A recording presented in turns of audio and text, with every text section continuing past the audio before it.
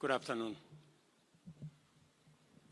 The people of Kenya can firmly and unanimously affirm that Kenya is a free, open, and democratic country based on the rule of law and constitutionalism. Our fundamental rights and freedoms are guaranteed by the Constitution and cannot be taken away. They include the freedom of conscience and expression, the right to assemble and to demonstrate, picket, and present petitions. In the past few weeks, we have all witnessed the direct and robust exercise of these rights and freedoms by Kenyans who called on their government to pay attention to urgent national issues and to prioritize necessary changes and reforms to actualize their aspirations. It is with deep regret that I have to say that many Kenyans lost their lives and others seriously injured as a result of disturbances occasioned by lawless activity during these protests. This is not how and where our democracy should proceed, and we must do all we can to ensure that this does not occur again in future. The government of Kenya will provide necessary support to all families and citizens who lost their loved ones. Unfortunately, there has been many instances of excessive, unlawful, dangerous, and harmful conduct during the demonstrations and engagements, as a consequence of which many persons have been arrested and charged in courts with various offenses. I urge the criminal justice agencies to take effective measures and ensure that people who may have been innocently caught up on the wrong side of things and those not implicated in crimes be released and charges against them withdrawn. This will enable the agencies to focus their resources, efforts, and time in investigating and prosecuting serious criminal elements who took advantage of peaceful demonstrations to advance a dangerous agenda of lawlessness, anarchy, and mayhem. It is important that these suspects are brought to book and that they are prosecuted to the fullest extent of the law. I also take this opportunity to affirm the constitutional authority and duty vested on our national security institutions to protect our country against internal and external threats to sovereignty, to lives of our people, our rights, freedoms, property, peace, stability, and prosperity, as well as our collective national interest. Consequently, I call on the National Police Service to use its mandate responsibly, professionally, and effectively in full compliance with the Constitution, with a view to promoting the national objectives of Article 238, 239, and 244 of our Constitution.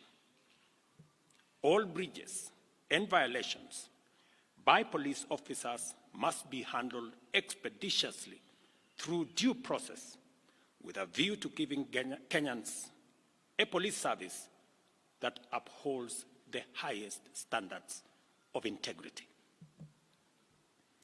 As citizens of this great nation, we all have a duty to balance our rights and responsibilities at all times so that the legitimate exercise of our rights and freedoms does not undermine our broader aspirations to remain a civilized, democratic, and peaceful country governed under the rule of law and institutions of governance for the benefit of all of us.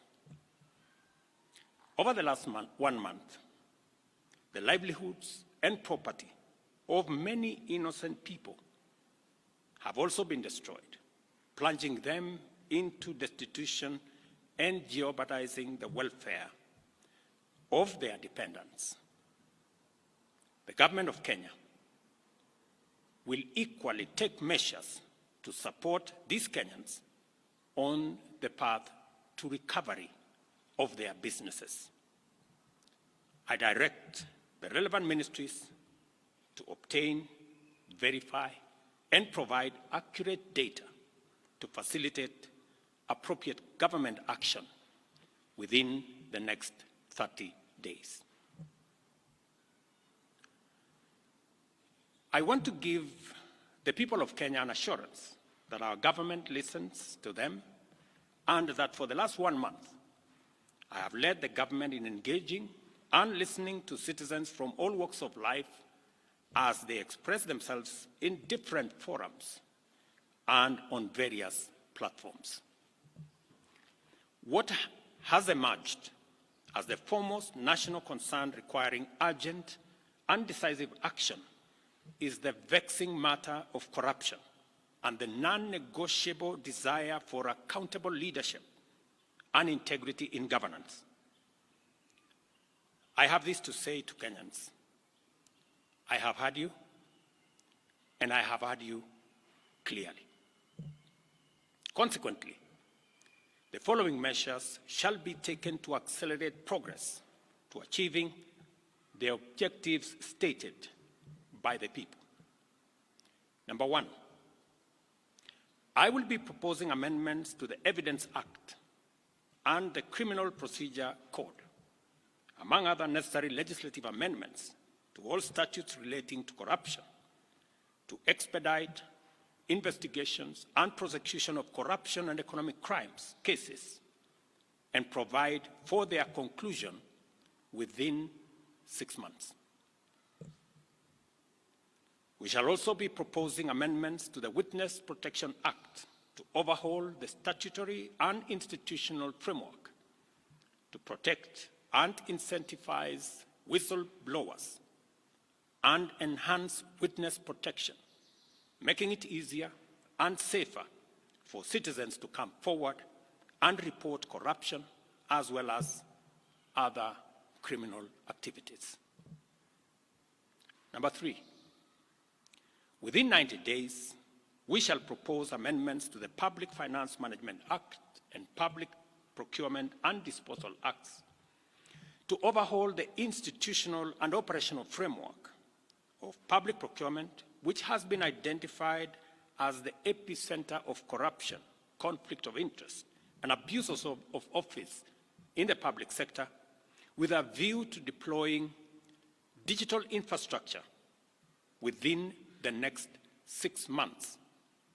The aim of this measure is to provide an open and transparent public procurement platform which gives open, real-time, and end-to-end public visibility of public procurement from advertisement to award of contract and to whom it is awarded and what amount the people of Kenya will pay.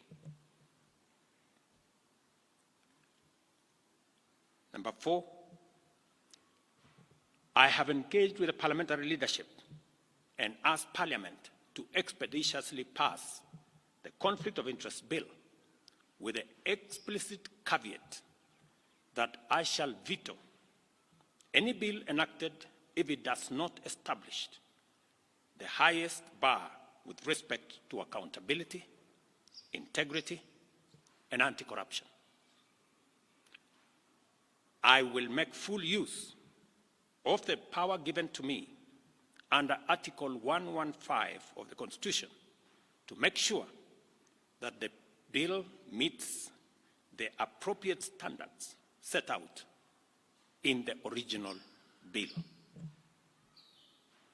Number five, while fully respecting the independence of the national justice, law, and order institutions, and pursuant to a commitment to consult and collaborate in leveraging their institutional capabilities in effective, expeditious, and conclusive investigations in respect of all active cases, it is essential for these institutions to provide a time frame to the people of Kenya, because that is what the people of Kenya want, within which proceedings shall be concluded, and the same timelines clearly communicated to the public.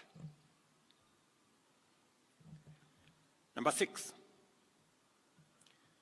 about 400 billion shillings is spent on tax expenditure every year, especially on VAT refunds, a process that is largely opaque and with limited accountability.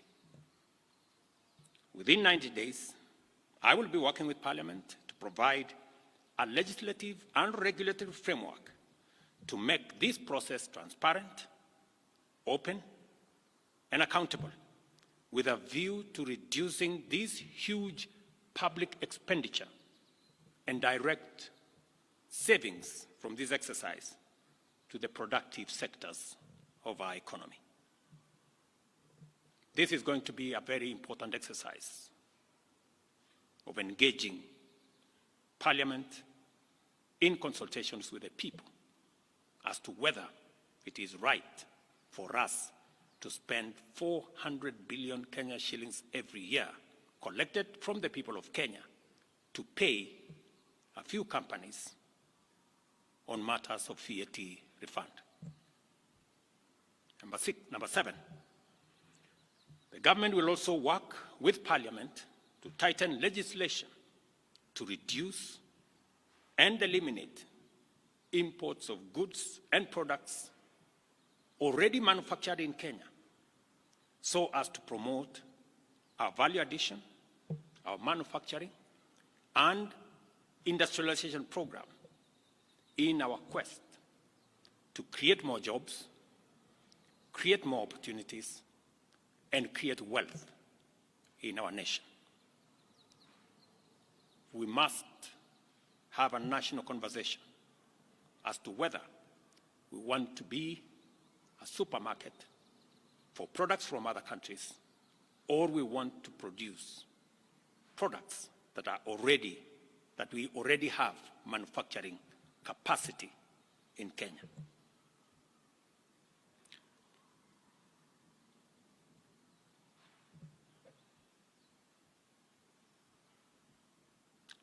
In my last address to the nation, I undertook to consult a broad spectrum of stakeholders from all sectors, levels, and regions in order to constitute a broad-based government. In line with this undertaking, I will be forwarding additional names to Parliament for vetting prior to appointment, based on the understanding of the Cabinet's essential role in driving the transformational agenda that makes Kenya a better, more just, and more prosperous nation for all of us. Once constituted, the new cabinet will steward our transformation agenda that is already in place in providing effective and efficient public services, expanding opportunities for employment and wealth creation, and creating a tide that lifts every boat. Our collective ambition is to turbocharge the performance of our economy, to achieve our universal health coverage, which ensures that no one is left behind or impoverished on account of healthcare costs.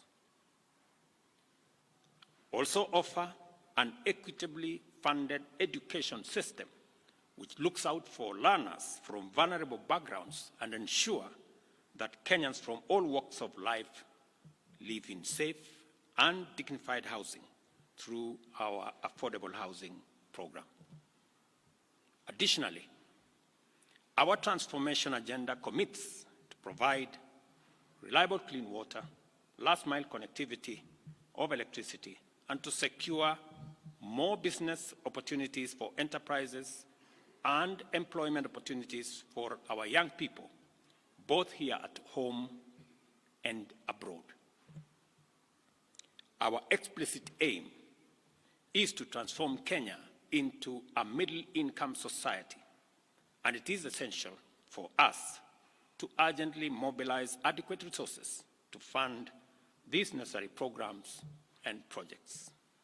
Consequently, after extensive consultations, I have nominated the following persons for consideration and approval by the National Assembly for appointment as cabinet secretaries.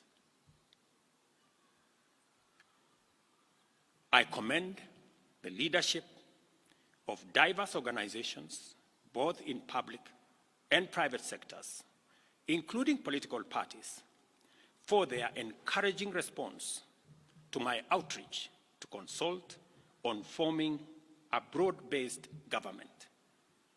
Their willingness to set aside partisan positions and interests in order to join a visionary partnership for the radical transformation of Kenya is a historic gesture of their patriotism. I know and I understand acutely the huge expectation of the people of Kenya on me and this administration.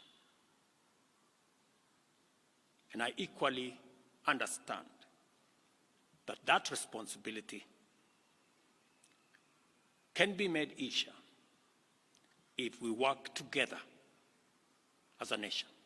And as I said, the opportunity we have to work together across political lines, across different divisions, is much more greater than the challenge and the crisis we have in our hands. I take this opportunity to express my appreciation for their commitment and reiterate my pledge to engage alongside them in a national conversation that is inclusive, citizen-centered, and aimed at consolidating and accelerating the actualization of inclusive growth and national transformation. As I take this step, and as I expand and broaden this administration, I am acutely aware that the responsibility of managing the affairs of the country vested in the cabinet, in the expanded cabinet, will require of us to work together and to focus on that which brings honor to our country.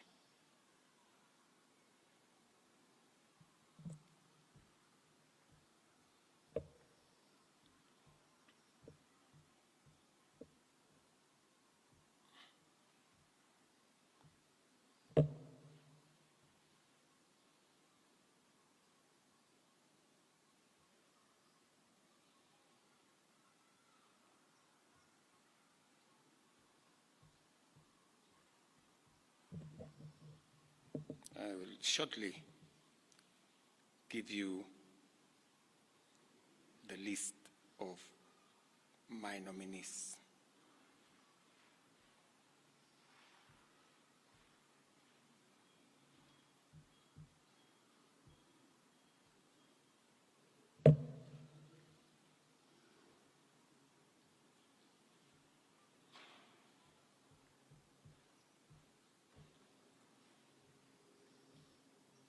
Just hold your horses.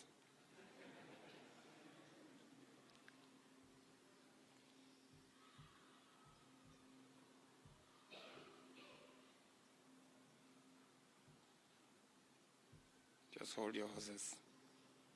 Great.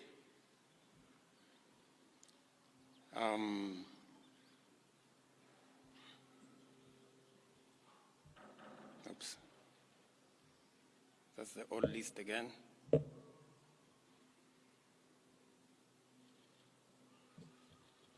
Where did it disappear?